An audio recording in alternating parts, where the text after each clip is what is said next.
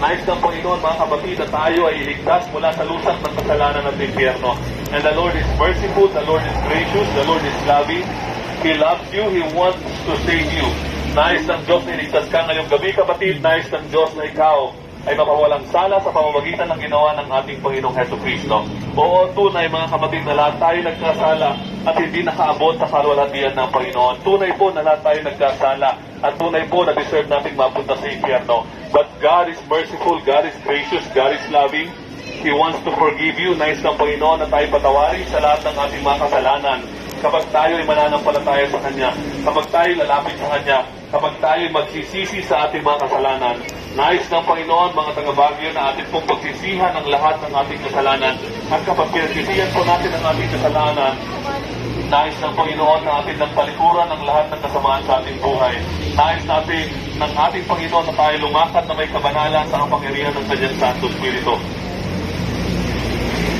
Mahal ng Panginoon ang inyong kaluluwa, mga kapatid. The Lord loves your soul. He doesn't want your soul to perish.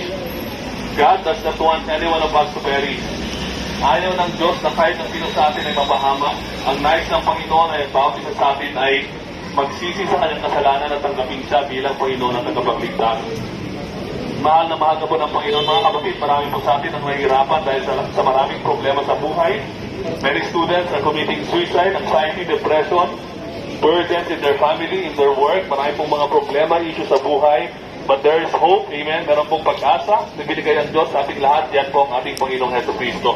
Ibinigay po ng Diyos ang kanyang anak, ang ating Panginoong Jesucristo, na siyang buhay na pag-asa ng bawat isa. Amen. Nais lamang ng Panginoon na tayo po lumapit sa Kanya na may kababaang loob. He wants us to be humble in going into His presence, repenting of all our sins.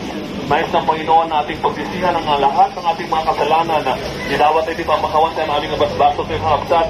Apo Diyos, idawat ko di pamakawan sa aming abasbaso ko. Narigat tigyan ko, Apo Diyos, kinamo ka matulungan na. Umasidig ka kini, Apo Diyos, kapsat tumaligligatan ka. If you are heavily burdened, sabi ng Panginoon sa Matthew 11:28, come to me. Come to me if you are heavily burdened and I will give you rest. Nais ng Diyos na lumapit tayo sa Kanya. If you are heavily burdened, kapag tayo po ay nabibigat ang lubha sa ating buhay, hirap na po tayo sa maraming pasanin sa buhay, nais po ng Panginoon na tayo po ay palayain. If the Son sets you free, He will set you free indeed. Ganun po ang pag-ibig ng Panginoon sa ating lahat.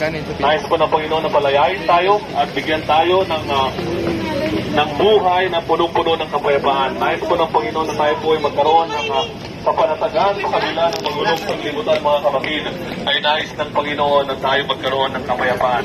Hindi po natin mahanap ang kapayapaan dahil sobrang gulo po ng ating paligid. But there is peace because there is the Prince of Peace. The Prince of Peace is Jesus Christ. You need Jesus, my friend. Lahat po tayo dito ngayon, kinakailangan po natin ang ating Panginoong Jesucristo.